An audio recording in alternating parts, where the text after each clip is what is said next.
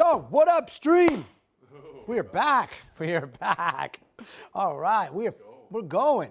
We got Twitch here, we got YouTube, and I think we've got TikTok coming online here in just a bit. All right, so we're gonna shoot this thing real fast, and then we're gonna come back and we're gonna hang, because I missed you guys. Missed you guys so much. I missed you guys so much that I'm gonna just clean off the lens there on the iPad.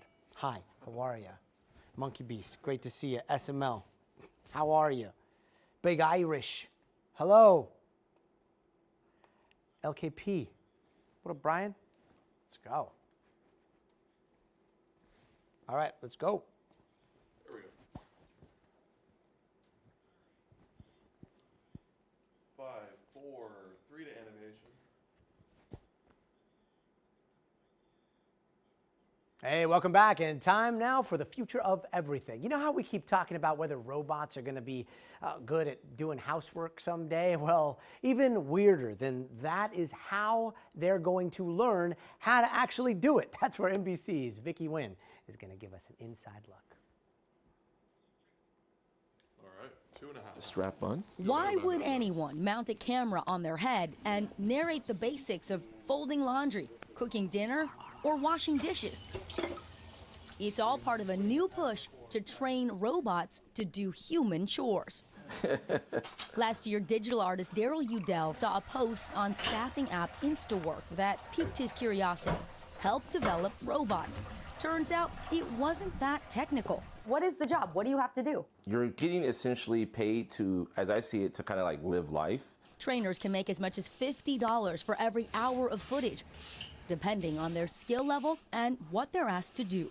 By the way, could you lift your legs up, please? Sure thing. Thank you. That footage is then processed and analyzed to help robots mimic our every move. Every day we're learning man. about new cases, use cases from robot companies about the type of data they want. Sumir Maghani is the CEO of InstaWork. He says in the last year, he's seen a growing number of tech firms using his app to hire trainers for their robots. What do you say to people who are worried these robots are going to put people out of work? We've collected 0.04% of the data that exists, so it's just really early. But I think there's countless examples in history where technology gets rolled out and jobs change, responsibilities change. Maghani believes as robots and autonomous vehicles become a bigger part of everyday life, companies will need to hire more humans to train and support them. There's no such thing as replacing humans, because ultimately all of the technology is here to serve us. One ex-CEO, Bunt Burnick, recently hired 200 workers at his Bay Area factory to build an army of these, a robotic butler named Neo, designed to help around the house. Automation changes what we do. If you look at what people did 100 years ago, very few people do that today. And I think if you look back 100 years from now, a lot of people would be like, man, like people did that? Like that's a bad use of people. Burnick says 2027 could be a breakout year as his company plans to build more than 100,000 robots ready to hit the market. Other U.S. companies like Figure and Tesla also ramping up production. You have a very optimistic view. 100%. I mean, generally we're still around, right? Like things have a tendency to work out. Vicky Nguyen, thank you very much. And still to come, it's coming down to the final teams of the World Cup, how things are shaking out as all 3 host countries get officially knocked out. But first, you gotta see this. A coyote in Chicago. Sure, we see these guys all the time out here in the West. But Michigan Avenue near Millennium Park? If you see one of them, don't go near it, don't feed it. Looks like he might have just been looking for some food. Maybe he'll score some deep dish, we don't know. Probably took a wrong turn in Albuquerque. We'll be right back.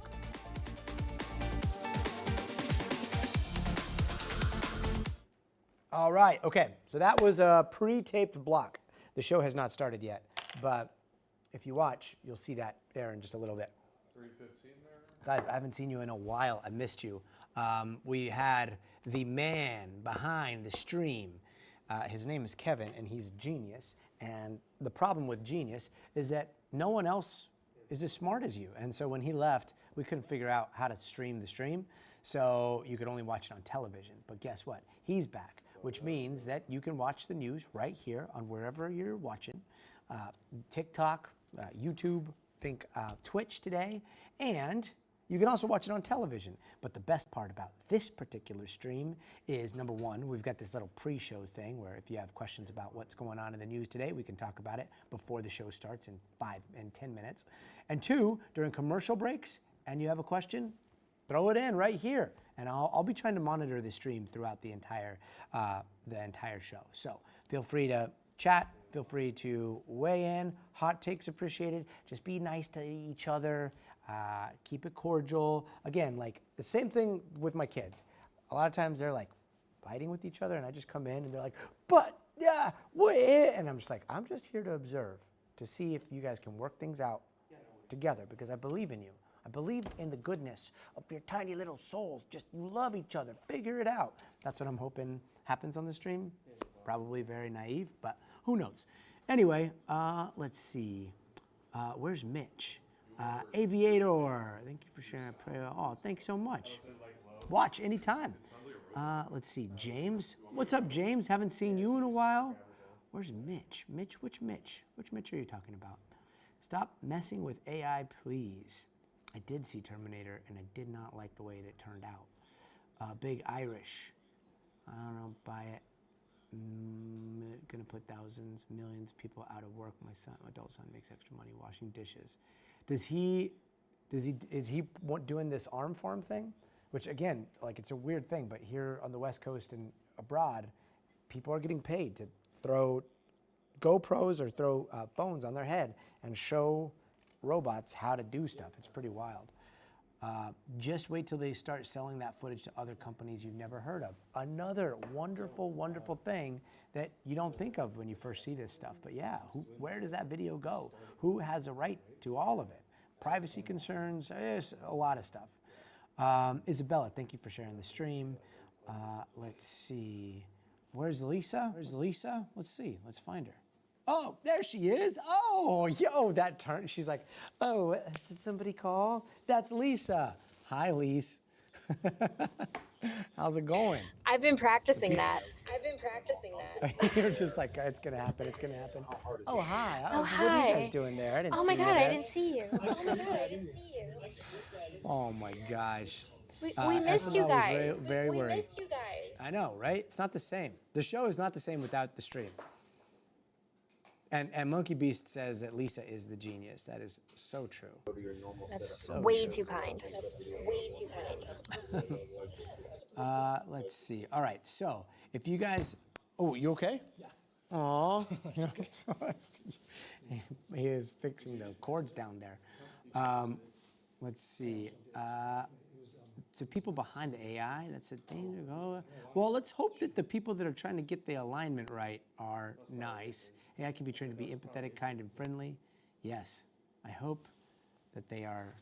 I don't know. I mean, it seems like Pandora's box has been opened, and it's a pretty wild time to be alive. J-Play says, you should use Studio 3A. With all the video walls, it would look cool. But it is in New York, though. Guess what? We're going to be in New York next week. So, yeah, taking the show to the mothership. We're going to be at 30 Rock. Right now, we're at Universal Studios, Hollywood.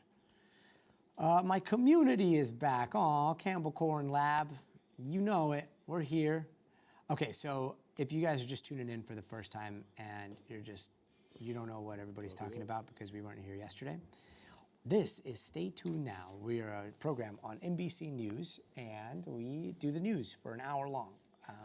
We talk about everything from what's happening in geopolitics to politics to if there's any sort of emergency happening, to the good things about humanity, to the maybe good things, maybe bad things about things like technology, to the wonders of space, to, today we're going to be talking about soccer. So a lot of interesting stuff. But in about 5 minutes, we're going to start the show, and our A block, big chunk of the A block is going to be dedicated to whatever is happening right now, once again, in the Strait of Hormuz and in Iran. It appears as though there was an escalation today. I know that there was this memorandum of understanding, right, this MOU, and we understood that peace talks were maybe progressing. Well, yesterday, Iran launched 2 strikes against ships that were transiting through the southern part of the Strait of Hormuz. Then today, they launched drone strikes on another ship that was transiting. Some of those drones were intercepted by American forces, as we understand it.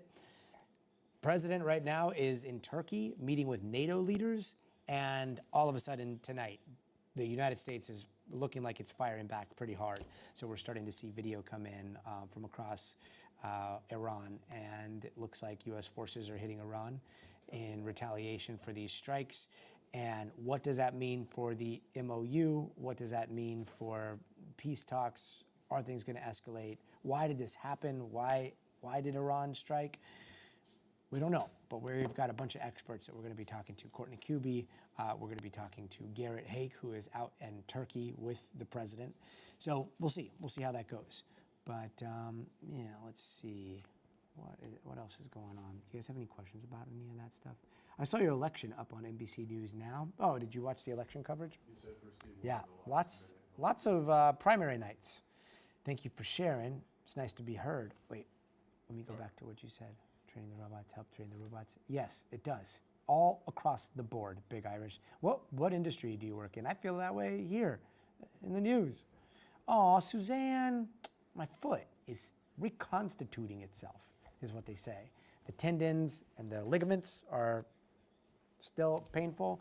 The break has healed, but everything else is it's getting there. I can jump, which is good. Let's see. So what about Mitch? I don't know which Mitch you're talking about. Which studio will we be in? I don't think I told you I jumped rope last week. You jumped rope? Dang, That was big. It was big. Hold That was a on. big development. So you were completely healed too then? Just about, yeah. They said I just had to wait for like my bone to like calcify, like harden. Nice. Yeah, apparently the bone is good, the ligaments are bad, so we'll get there. The NYC building is still standing after evacuating. Michael Thomas, yeah. We're going to be talking to, we've got, who's out there? Is it Emily? Emily or Valerie? It's Emily, right? I think Emily Akeda is covering the New York City building that is. Oh, yes, Emily. Standing. So sketchy. Suzanne, let's see, 90 seconds? Yikes. Okay. So, again, if you guys are wondering what's about to happen, we're going to go over here. We are going to start the show. When the show starts, this whole little setup is going to disappear. By the way, that's the control room in 30 Rock. This down here is Lisa Crivelli. She is the executive producer. She's the person that's talking in my ear throughout the show. She's the person that's coordinating everything from the control room. And those two, 30 Rock, and then here we are, the Universal Studios Hollywood. So this is the last show on the NBC News Now network, and we end in the West, where it's only 5 o'clock here. It is nighttime over there, but the night's just getting started. So here's what we're gonna do. I'm gonna come into, let's keep it there for now. If you're watching on the television, you won't see any of this behind the scenes streaming, but we'll show you the background. We'll show you how it all goes. So 30 seconds, we're gonna start the show. Whenever we can, we'll monitor the stream. If you have questions about what's happening, we'll try to ask our experts, and we will talk during the commercial break. Have a good show, everybody. Have a good show. Have a good show, Lise. About 10 to break an animation. Got it. Have a good show. Have a good show. 4, 3. Hey there, I'm Gotti Schwartz, and tonight we start with tensions rising yet again in the Middle East. The United States military saying it is currently launching what they are calling a series of powerful attacks against Iran. Explosions are already being heard in southern Iran. Videos showing black smoke rising near a port there. This time, the United States is saying that the strikes are in response to new Iranian attacks on 3 commercial vessels in the Strait of Hormuz earlier. All of them, you see here, all of them happening close to Oman on the south end of the Strait of Hormuz. One of those tankers reportedly hit by a drone. But these strikes aren't the only response from the United States. Just a few hours ago, the U.S. Treasury Department revoking a license allowing Iran to sell oil on the open market. And all of that reopens all those concerns happens now with the peace talks between the U.S. and Iran currently on hold. Meanwhile, CENTCOM says Iran's demonstrated aggression was unwarranted, dangerous, and a clear violation of the ceasefire. Now let's get right to NBC's Courtney Kuby. Courtney, what's the latest with these strikes? Yeah, so the strikes are still ongoing as far as we know. A U.S. official told me that these are going to be much more extensive than some of the more recent retaliatory strikes we've seen by the U.S. military that have been in response to Iran firing missiles or drones at commercial shipping in and around the Strait of Hormuz. Now, we know so far the U.S. military has already struck a number of different sites. They're going after things like surface-to-air missiles, coastal surveillance sites, anti-ship cruise missile sites, drone launching facilities, and other port facilities. But so far as we know, the majority of the strikes have really been concentrated around the coastal area of southern Iran, so down in and around the Strait of Hormuz. The big question right now is how much longer will these last, and will Iran respond as we have seen in the past? You'll recall, Gadi, that even after the ceasefire began, and frankly, even after the U.S. and Iran agreed to this memorandum of understanding, we still have seen every so often a back and forth between the Islamic Revolutionary Guard Corps taking action within the Strait of Hormuz and the U.S. military responding in Iran. In the past, we've seen Iran respond again by going after U.S. allies there in the region, Gadi. And these three strikes that happened in the Strait of Hormuz, Iran carried out. Do we know anything else about? Was anybody killed? Are those ships possibly at risk of sinking? Do we know how powerful those strikes were? I just checked again, and there are still no reports of any casualties on any of those three ships. So they were commercial ships that were down along the southern part of the Strait of Hormuz. They were essentially transiting through one of the corridors that is accepted by Oman, the United States, and some other allies there in the region, but that Iran is telling ships to avoid. In fact, Iran wants ships that are going in and out of the Persian Gulf to stick to the northern side of the Strait of Hormuz, up closer to the Iranian coastline. But in fact, there have been a number of ships now that are transiting the south. Now, we know that Iranian missiles, fired by the IRGC, the Islamic Revolutionary Guard Corps, they struck the first two ships last night. They caused extensive damage in at least one of those cases, but again, no casualties reported. But then today, Iran fired a number of drones at another ship. The U.S. military actually shot a number of those drones down, but at least one impacted, causing damage to that ship. Interesting. So the drones that were shot down, do you know anything about the assets that are in the area? Was that like a air patrol, or are there warships, the U.S. warships that are down near the southern part of the Strait of Hormuz? So there still are a number of U.S. military ships, about a dozen of them, that are there in the region. Now, they moved a little bit further south. They were up closer to sort of the base of the Strait of Hormuz in the Gulf of Oman during the naval blockade. They've moved a little bit south, further down in the Gulf of Oman, even further south than that. But the U.S. is still flying aircraft every single day. So we're talking about fixed-wing jets, we're talking about surveillance aircraft, and rotary wing or helicopters that are flying every single day. Sometimes it's things like moving things back and forth between the ships. Sometimes it's basic training, but they're also doing surveillance missions, and they are putting up aircraft to try to protect some of those ships that are going through. Or in many cases, Gadi, it's less about even protecting the commercial ships, and it's more about protecting U.S. military assets that could be there. So yes, we are still seeing a U.S. military effort there to protect shipping there. Yeah, Courtney Kuby, your reporting on all this has been so valuable. Thank you. Thanks. And for more on these strikes, let's bring in NBC News military analyst, Colonel Steve Warren. Colonel, great to see you. So this latest round of attacks started with Iran, as we understand it, then again today. So they had two waves, as we know here. But do we know why? Like, does this have anything to do with the funeral processions for the Ayatollah recently? Was there a specific thing they were responding to, or are they moving to try to close down the strait again? Well, Gadi, I think there's a lot of context here that's really important. I think you're absolutely right. The funeral is a piece of this.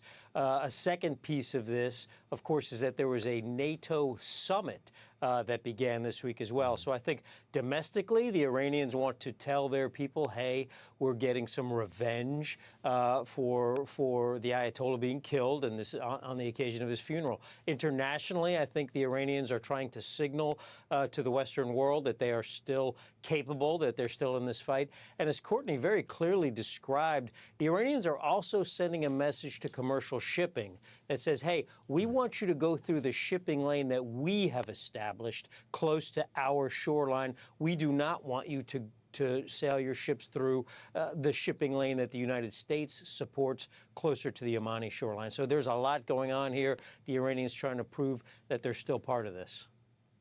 Yeah, and now the president will find himself surrounded by world leaders who will all be looking to him to see what he does next. We've seen a lot of strikes. It does look like this is a significant escalation than what we've seen, this tit for tat that's been going on for quite some time. But how do you see this playing out? Do you think that the United States respond in kind?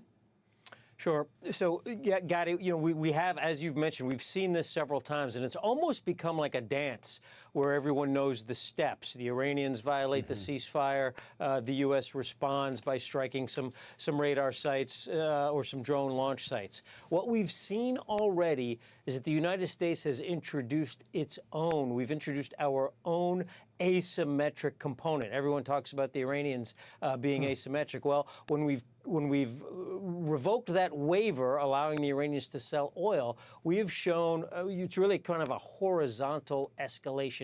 We have attacked them now asymmetrically. And I think it really signals the seriousness of this moment. The United States, the president, are tired of these continuous Iranian violations of the ceasefire. There have been several violations since April, but it's notable that every one of them has been initiated by the Iranians. Yeah, the point about asymmetry and like the financial tools is so on point. And yet, I got to ask about like this idea of the MOU and the ceasefire. Like, there's the boy who cried wolf. Is there such thing as the boy who cried like peace or I don't know, ceasefire here? Yeah, ceasefire, I don't know that we have a word to describe the current situation. It's certainly not major combat operations. It's certainly not peace. I like the phrase that I've been hearing, sort of hot ceasefire, right? These back and forth, these military exchanges have almost become part of the negotiations, right? So the Iranians want to signal something, whether it's the funeral or a NATO summit or where the ships should drive. They want to signal something. They do it by attacking ships in the Strait or by striking U.S. allies in the region. The Americans don't like that. We, of course, retaliate, but each time we're retaliating a little harder. Again, this horizontal or asymmetric escalation that we've now initiated, it's our own twist on this. We'll have to see how long this can go, but frankly, it can go on for a long time, Gadi. Yeah, a ceasefire with the emphasis on the word fire. Colonel Steve Warren, thank you so very much. Meanwhile, as we just talked about, this is all going on while the president is in Turkey for a NATO summit where he went after European allies, accusing them of not helping the United States in this war against Iran. But that's not all. It started with a big meeting with Turkey's president. The two discussed everything from trade to defense sales, where Trump said he would get rid of sanctions on Turkey. Then he said he was thinking about letting Turkey buy F-35 fighter jets. That comes on the heels of another high-stakes meeting set for tomorrow, with Trump expected to meet with Ukraine's President Volodymyr Zelensky as Russia's war on Ukraine is now in its 5th year. And lastly, if you thought maybe we weren't going to be talking about Greenland anytime soon, well, Greenland is back in the spotlight. Trump renewing his call for the United States to take control of that country. It was Greenland that, and it continues to be, that should be controlled by the United States, not by Denmark. And when they wouldn't go along with it, and with all the money we spend to help them with Russia, and we don't have to spend any money, we could remove all of our soldiers out of Europe. Because as you probably noticed, Europe's a very different place than it was 20 years ago. A lot different, much different. And let's bring in NBC's Garrett Hake, who is in Turkey tonight covering the president's trip. Garrett, let's start with these new strikes. Trump has already been blasting NATO allies for a while now for not getting involved in this war. How do you think tomorrow is going to play out? I don't think these strikes will be well received by the other NATO leaders tomorrow, Gadi. Many of these same leaders were at the G7 just a few weeks ago, praising the president for bringing this war to a conclusion.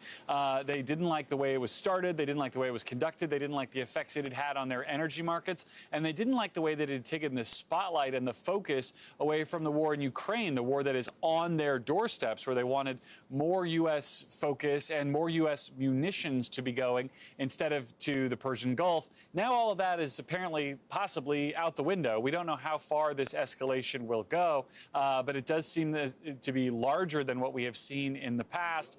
And I don't think any, perhaps, of these foreign leaders will welcome this new step when this meeting convenes tomorrow. And Trump also seems to be floating the idea of letting the U.S. sell F-35s, advanced fighter jets, to Turkey, who were previously banned from that program. Why the reversal here? This is a complicated issue. Turkey was banned from buying these F-35s because they bought a Russian-made air defense system. Think of it like the Russian version of Patriot missiles. The idea here, set out by Congress, was that if you own a Russian air defense system, you can't then also own the U.S.'s preeminent fighter aircraft that would basically teach the Russians how to shoot it down. The law states that if Turkey, if they really wanted to buy the F-35s, would have to sell their Russian systems. They'd have to essentially get rid of all the people who are trained on them. They'd really have to renounce using Russian weapon systems. Turkey hasn't done that.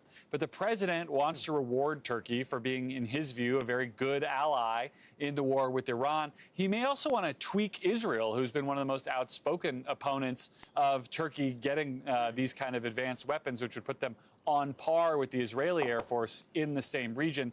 So there's a lot of different technological and political factors here at play. And also, if he does decide to ultimately, sell these weapon systems to Turkey, it would be in violation of the law of the United States. And we'll see how aggressively Congress or anyone else pushes back to try to rein in the president's authority. There've already been a number of Republican senators, typically folks who are in the president's corner. I'm thinking of someone like Rick Scott from Florida, who've been outspoken saying the president should not do this. We'll see if he listens. Yeah, and Trump is scheduled to talk tomorrow with Ukraine's President Zelensky. I believe it's going to happen in a few hours from now.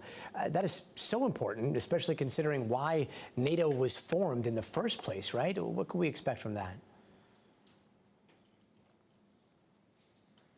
Yeah, Zelensky's been pretty clear. He needs U.S. munitions. Specifically, he needs the interceptors, the missiles that are shot by Patriot missile batteries to shoot down Russian ballistic missiles. The war in Ukraine has become a long-range war in recent weeks, with Ukraine hitting targets deep inside Russia, Russia responding with cruise missiles deep inside Ukraine. That Ukraine really only has one tool to shoot down, and they're those Patriot interceptors. But as I was saying earlier, with the war in Iran, there's a premium on those missiles. There just aren't enough of them to go around. Ukraine wants more of them moved more quickly to Ukraine, or they want the ability to build them themselves, something that only Japan and Germany have right now. The president has not been particularly open to that prospect, although lawmakers have been. Whether Zelensky can make any progress with the president on that or on putting more pressure on Putin, perhaps through sanctions to end the war, I think is an open question. But now, again, the president is likely to be distracted by what appears to be the resumption of some pretty significant hostilities with Iran. Mm-hmm. Yeah, there's that going on. There's the war in Ukraine going on. And then also Greenland is once again back in the headlines, at least. Is that going to be something that comes up a lot as these world leaders meet? I think it's possible, Gadi. I mean, look, nobody is really as interested in this as the president is. It's something that's never really gone away. You remember the beginning of the year when the president was in Davos around a lot of these same leaders. He was really banging this drum about the U.S. acquiring Greenland. Afterwards, there was an agreement with Denmark, which controls the island, that the U.S. could operate more military bases there. And it seemed like the issue went away. But it never went away in the president's mind. He says, and the administration believes, that the only real sort of long-term security solution for Greenland is to have it be a U.S. property, a territory, or a state, or something of that effect. Denmark's still not buying what the president's selling. NATO leaders are tired of talking about this. I think the question tomorrow is, do any NATO leaders entertain this discussion, or do they just say, like, we've already dealt with this and move on? There's not some secret fleet that the U.S. has about to go seize Greenland. I mean, there's no action on this imminent. It's just something that the president has been and will likely remain fixated on. Yeah, Garrett Haake in Turkey tonight. Garrett, thank you. And turning now to this very alarming story out of Midtown Manhattan that you've probably seen on your feeds. Take a look at this video from inside of a high-rise. Imagine coming into work and then seeing the support beams literally buckling under pressure like that. It causes massive concern over collapse, led to the evacuation of the building, and that turned into what they are calling a frozen zone between 45th and 40th Street. The building itself is on 42nd Street. NBC's Emily Akeda has the latest. Tonight, alarming images from inside a New York City high-rise at risk of partial collapse, with buckling beams and sinking floors. You can see how the building appears to have a slight lean. We're getting reports from the construction that 2 columns buckled on the 21st floor. Construction workers calling in concerns just before 8 a.m. It's not supposed to happen. Columns are not supposed to bend like that. The building, formerly home to Pfizer's global headquarters, is being converted to a 1,600-unit apartment complex as part of a pioneering project, now at the center of what city officials are calling a dangerous situation. Since arriving on scene, we have witnessed additional movement in one of the compromised columns. 150 fire and EMS personnel swarming the scene and evacuating 9 buildings near Grand Central Terminal, according to officials. Schools, hotels, restaurants cleared out. Even a local news station forced to move their broadcast outside. Fortunately, there have been no injuries reported. What's going through your mind as you were evacuating the building? Well, this is for real. I need to get out of here really quick because I don't know if the neighbor building is collapsing or not. There are no Department of Buildings records that indicate prior concern about the structure. As tonight, the building's developer saying safety is our #1 priority, adding the affected area is a small section of one of the 2 buildings on this site as the race to stabilize this high-rise ramps up.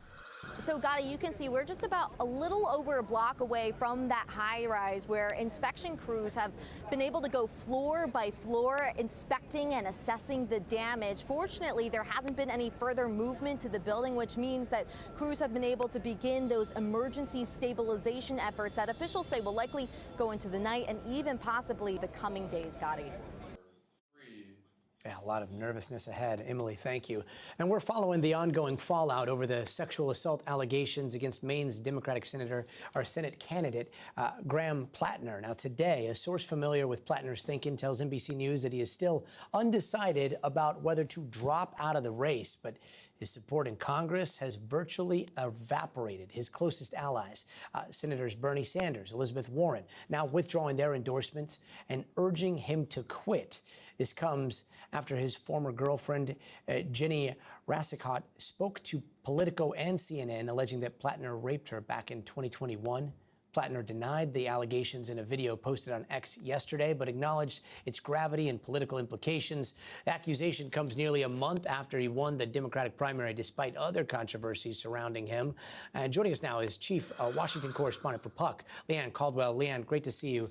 He's facing all of these calls to step aside, and yet, does he have to? What happens if he doesn't here? So, Gotti, if he doesn't step aside, he just stays on the ballot and he is the Democratic nominee. There is something in Maine state law, though, that says that if he were to withdraw his nomination by, it's actually next Monday at 5 p.m., then the state party can pick a replacement.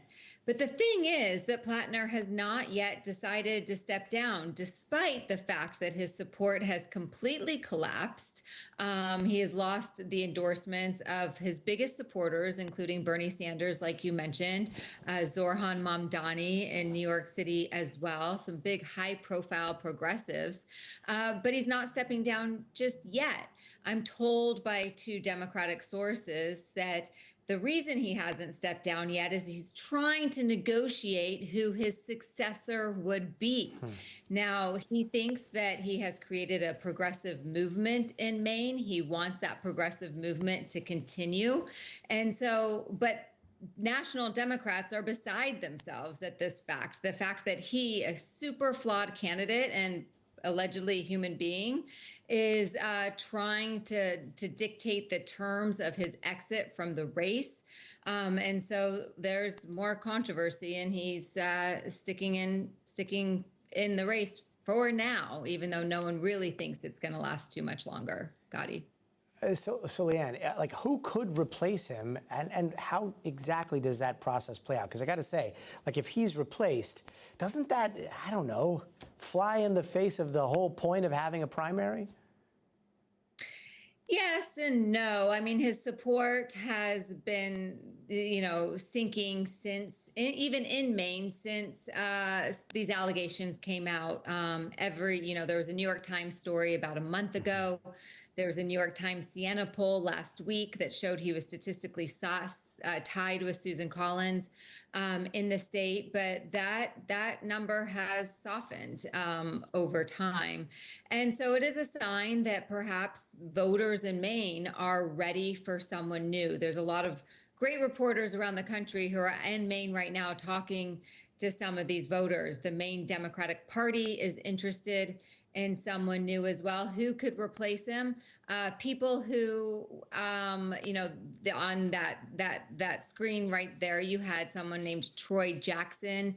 He lost the Maine Democratic gubernatorial primary just last month. He is someone who Plattner really wants in his place. He is considered a progressive. There's other people who lost the Maine gubernatorial primary who might jump in as well. Nirav Shah. Of course, there's former Governor Janet Mills, who stepped down before the primary, who is running against Plattner. Joe Baldacci, who lost the primary for the open congressional seat there. So there are people who are being talked about, but the question is, who is it going to be? And, is it going to have the support that unifies the Democratic Party? Yeah, and will it matter come November? Leanne Caldwell, thank you so very much. And today, new video evidence just revealed in day 2 of a hearing into the assassination of Charlie Kirk. Now, prosecutors say this guy that you see here wearing the red shirt, that is Tyler Robinson, the man accused of killing Kirk, walking through campus at the Utah Valley University wearing a backpack on the day that Kirk was shot to death in the middle of a Turning Point USA event. Then prosecutors say this is Robinson in a different outfit walking away with a limp. Prosecutors argue that Robinson was hiding a rifle in the leg of those pants. Then moments after the shooting, there's video that shows a man running across the roof of a building where prosecutors say Robinson fired the shot. He then drops down to the grass and runs from the scene. Joining us now is NBC's Camila Bernal, who's following this. So, Camila, this video completes a much more of a overview of everything we've seen. We've seen some parts of pieces of those videos here, but what else are we going to see? So prosecutors are really trying to establish a timeline. They're really trying to put Tyler Robinson at the university before, during, and after the shooting. And so that's why we saw that new video today.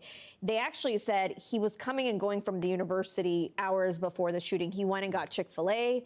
He came back, he changed his clothing. Like you mentioned, we first see him in shorts and then you see him in pants with the limp, which again, it was probably the rifle inside of those pants. And so investigators just trying to prove that it is in fact him who was there at the time of the shooting. And then they move on to the video on the roof. And there is, on the side of the defense, when we heard cross-examination, there are some doubts that they're raising in terms of the security at the time. Were they prepared?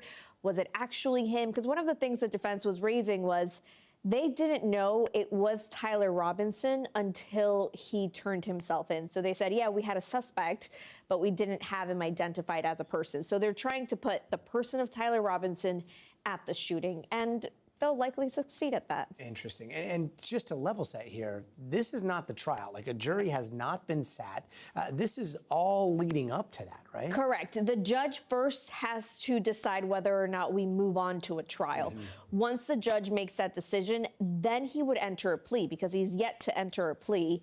And then a trial date would be set, and then you bring in a jury. So it's still sort of a long process, but what we're seeing here is sort of this mini trial, because they're bringing forward witnesses and videos and all these new things that we're seeing. Yeah, and again, pretrial publicity. I mean, this is one of those cases that has become so ingrained into the psyche, to the discourse of society, you know, and you got to think, like, what is it going to look like when they have to seat a jury that's supposed to be impartial?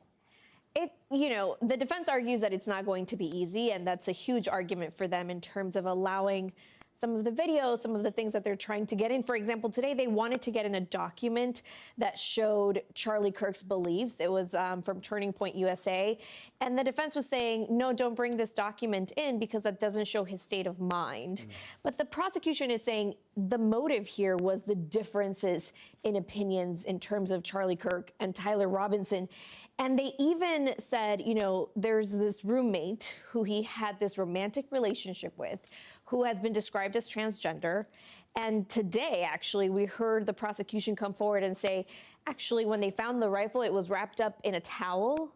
And that towel had the DNA of Tyler Robinson and the roommate. They also said they found that same DNA, mixed DNA, in a screwdriver that was also found at the scene. So they're sort of trying to connect the dots here, but we're starting to get a better picture of all of this. Oh, maybe we'll hear from the roommate as well. Camila Bernal, thank you so very much.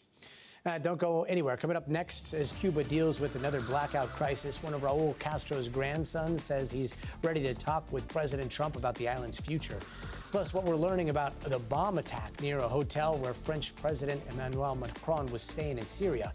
Also, if you see this QR code, wait for it. There it is. Okay, you can pull out your phone. Feel free to scan through. You can chat with us live. You can let us know your thoughts all hour long. That'll take you behind the scenes on TikTok, YouTube, Twitch. Come join us.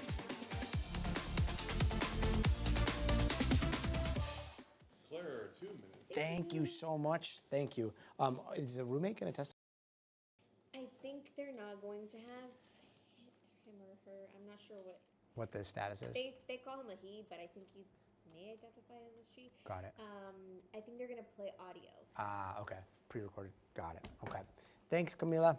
Camila's the best. All right. What's up? NBC News. Oh, brother. No. Let me read that again. NBC News. Oh, brother. That's how you meant it, right? Welcome back. All right. Always cold in the six. Hey, great to see you. Haven't seen you in a very long time. Okay, let me try to go back and see what you guys were saying. Depends on the evidence. Man, you guys talking about all kinds of stuff. I don't think that is true at all. Let's see. Carol Jean. It's an interesting take. Interesting take. I would say that things have changed a lot. Almost unrecognizable. But I hear what you're saying here. Let's see. Guys, this is a lot of political takes. 30. Elijah, tell your mother we said hello. We staying right here? Oh, yeah. Okay. Stretch out my foot. Ouch. Okay. All right, 30 seconds. We're coming back to some headlines here, and then I'm going to try to monitor the chat. I forgot how to do both. My bad. Oh, William, great to hear that. We were all worried about you, man. 10. Hello, Australia. 5, 4,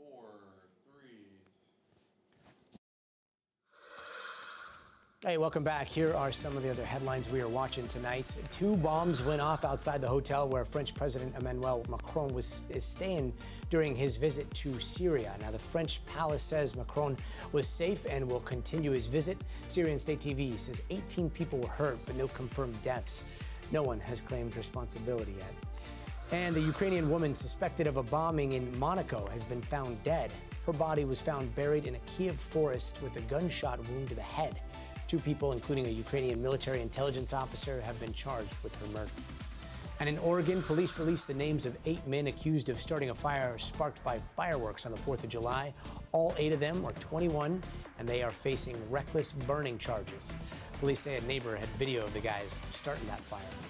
And more than a dozen workers at the LA County Medical Examiner's Department are being interviewed over allegations that they may have seen files without permission. This comes after some media reports included graphic details of the death of Celeste Rivas Hernandez, the 14-year-old girl who the singer David is accused of killing before the autopsy file was made public. And 4 states are seeking $1.4 trillion from Meta over claims that the company designed Facebook and Instagram to be addictive to kids and then withheld those harms from the public. The case is being brought by California, Colorado, Kentucky, and New Jersey. And in response to the filings, Meta said the $1 trillion number was not supported by the evidence. And now an update on Cuba, and it feels like a pretty big deal. It could become an even bigger deal if Raul Castro's grandson gets his way. Raul Guillermo Rodriguez Castro just gave his first interview with a U.S. outlet, telling USA Today that he's ready to negotiate directly with President Trump about Cuba's future, and promising that if he gets to negotiate, he will not compromise Cuba's revolution or the country's sovereignty. 42-year-old Castro is known in Cuba as El Cangrejo, or the crab, because he was born with 6 fingers on his right hand. He is also his grandfather's bodyguard at one time, and now seems to have quietly built direct lines to Washington. Just hours after the interview was published, Cuba's entire power grid collapsed. NBC's George Solis has more. In Cuba, the lights slowly coming back on. The country's already frail power grid collapsed again, plunging the island of 10 million people into darkness. Es desesperante, ¿por qué? Porque no hay fluido, está el mosquito, la calor, que es insoportable. Monday's total blackout is the 3rd this year and the 8th since October 2025, as the island's aging electric grid fails to keep up with demand. Rolling blackouts leave everyday Cubans with only a few hours of power a day, and with feels like temperatures hovering around 100 degrees. In all the hotels, there's always power, this man told NBC News. But for Cubans, he says, there's no electricity. Here you can see solar panels on the street so people can charge their electronics. But no power also means no refrigerated food and a lack of basic services. This Havana resident says water hasn't been available in her area in 30 days, adding there are elderly and bedridden people where she lives. The country's power crisis worsened this year after the Trump administration halted fuel shipments from Venezuela and Mexico to Cuba and threatened tariffs on countries supplying the island with oil. But a lifeline this year by allowing one oil tanker from Russia to dock in Cuba. Cuba's president taking to X on Monday, accusing the U.S. of, quote, trying to create social unrest through asphyxiation. In March, I was given unprecedented access inside a hospital in Cuba, where medical staff is trying to treat the most vulnerable. But with power going out for up to 8 hours at a time, refrigerated medication can spoil. Doctors coming up with other ways to keep it cold. You try to save it. Of course. At this hospital, medical staff telling me so far they've been lucky, but across the country, people are dying because of the fuel crisis. Cuba's state-run electrical union says right now they are focusing on getting power back to vital services like hospitals. But for millions of Cubans, that still means another day of waiting in the heat and the dark. George Solis, thank you. And let's turn now to NBC News political analyst Carlos Curbelo. Carlos, great to be with you. So Rodriguez Castro, why is he speaking out now? Gaddy, Raul Castro's grandson wants a deal, but he wants an economic deal. He wants a deal where Cuba opens up. He does want the country to be prosperous. He's someone who likes the good life. He likes to wear designer clothing. I mean, this is not your 1960s Cuban communist type leader. This is someone who likes capitalism as long as he's in control, and that's why there hasn't been a deal yet. Raul Castro's grandson, Raul Guillermo Rodriguez Castro, wants an economic deal. He wants to open up Cuba so that foreigners can invest there so that a lot of Cubans who live in the United States can return and take resources to the island, but he wants his family to remain in power, and that is something that Marco Rubio and others in the Trump administration are unwilling to accept, at least for now. And Carlos, I mean, this makes me think of, the talk that we had with one of Castro's other grandkids, Fidel Castro. And his grandson, Fidel Castro's grandson, Sandro, he's an influencer. He's pretty eccentric, also seems to be a fan of capitalism, very different than Rodriguez Castro. But yet they share the same name. How much political cachet does the name Castro come with inside of Cuba? And do you think that as we see a future leader emerge there, it may have the same name but with a very different political outlook? Well, just imagine, Gaddy, since 1959, the Castro family has ruled Cuba. Of course, the president now is Miguel Díaz-Canel, but he serves at the pleasure of the Castro family, and that's why United States negotiators aren't really talking to him. They're talking to Raul Castro's grandson. So as long as Raul Castro's alive, these heirs are going to be extremely powerful. If Raul Castro dies, he's 95 years old, it could happen sometime soon, then you could see more of a scramble for power. You could see the power dilute a little bit. But for now, Raul Guillermo Rodriguez Castro is very powerful and very much in position to negotiate a deal with the United States. Meanwhile, the current regime, they're no stranger to pressure from the United States, from the CIA, from all the private interests, public interests. Does it feel like this time is different, though? This is different, Gaddy. They're negotiating. I mean, just the fact that Miguel Díaz-Canel, the president of Cuba, sat with Kristen Welker, Raul Rodriguez Castro sat with USA Today. That's already evidence of change. These are leaders, officials who have never sat with credentialed media to answer questions, to describe what life is like in their country. So just the fact that they're putting themselves out there shows that this pressure campaign is working. There is going to be some kind of change in Cuba this year, whether it's economic, political, or both. That remains to be seen. But the situation there is so dire and unsustainable that we have to believe that something is going to change there. Yeah, Carlos Curbelo, always appreciate your insight. Thank you. And coming up, a Colorado mayor has been sleeping at a homeless shelter one night every week. We're going to talk to him next about what drove him to do all that. Stay tuned. All right, 2 minutes. 2 minutes. Okay, chat, we got 2 minutes. Let's see. Mel, you just want to... Oh, well, I do not want to invade anything at all.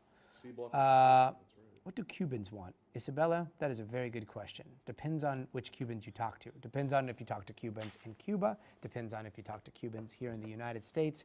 But I think fundamentally they want to be able to live their lives without economic hardship, without persecution, all the things that we should all have.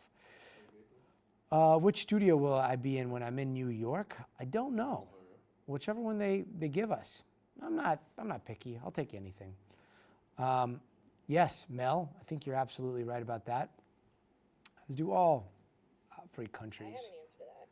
Which one? You have an answer to the studio one? Well, yes, we are going to be in a brand spanking new studio that we have never used before for us. Ooh, nice. Nice. Very excited about that. That's going to be awesome. Okay, cool. And then I think they're working on the studio here and the lights while I'm gone. So that's very cool. Yeah. Fresh studio. Hey, hi. Look, dude. Hi. I was wondering where hi was. I even logged on to Twitch and I was like, oh, hi's not here. Well, hi. It's been a long time. Let's see. Always cold in the 6. Yes. And let's see. Oh, Elijah, thank you so much. Thanks. We really try. And we will continue to try. In just a bit, the show's going to pop up over here. When the show pops up, I'll go offline and we'll chat tomorrow so you guys can watch the rest of the show without me. Actually, we're rolling this through the control room so you can stay up. Roll over your feet up track. Oh, hey, welcome back. Here's an interesting story. The mayor of Aurora, Colorado has been trying something out. He's been spending his Friday nights for the last few months sleeping at a homeless shelter. And it's an experience that he says has made him more compassionate. Joining us now is the mayor of Aurora, Mike Kaufman. Mayor, thanks so much for being with us. I know you've been doing this for some time now. What have you experienced during those stays at the shelter? Sure. Well, I think we have an incentive-based program with 3 component parts. And the first part for people who are recently unhoused or who are just off the street is a low-barrier shelter that is austere by design to get people, to incentivize people to move to other parts of our program where they're engaged in addiction recovery, mental health, job training, and then individual rooms for people working full-time. But still need some services, transitional housing, and so it's been an incredible experience to meet with people where they are, and to be there on Friday afternoon, spend the night with them, help serve breakfast in the morning. So it's every Friday night they see me, and it's just important to be consistent. But it's a way that they can share with me the way I can better understand their challenges.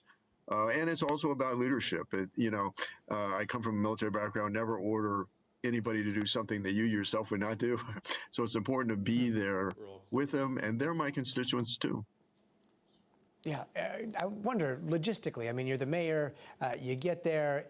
You've been doing this for some time. Is it a big entourage? Do you kind of settle in? Is there a line of people that want to talk to you? Like, what do you hear from those that are in the shelter with you? Well, there's certainly always people that want to talk to me, but I always come up to people as well to see how they're doing. People might be new to the shelter. Have they seen a case manager yet? How are they doing? Do they have any plans about how to move forward with their life? And so, and the people that are chronically homeless that really have significant mental health disorders or addiction problems, to really understand their challenges. And so it's not unique anymore for them, the mayor's here. Well, no big deal. He's here every Friday. He's here, but it really gives you an understanding of the complexity of the problem that we're confronted in terms of trying to deal with homelessness and how challenging it is. And to be able to meet with the same people in some instances week after week after week to track their progress and see how they're doing. What's been the most surprising part of understanding that complexity? Yeah, I think people, obviously the mental health issues where people are ill, but they don't know they're ill. They don't rise to the level of being a threat to themselves or a threat to someone else, to where you can mandate any kind of treatment. And so that's I'm trying to better understand that and how to move that population forward. I think that's been a big challenge. But for the people that a lot of people, with their I think we're their good, right? month-to-month income, cost of living is high in this area, and they lose their housing. They're on the street. It's difficult to get back up. But people that just have economic challenges can quickly move through the process. It's people that are chronically homeless and have maybe it's addiction disorders or mental health. It's tougher to move them through.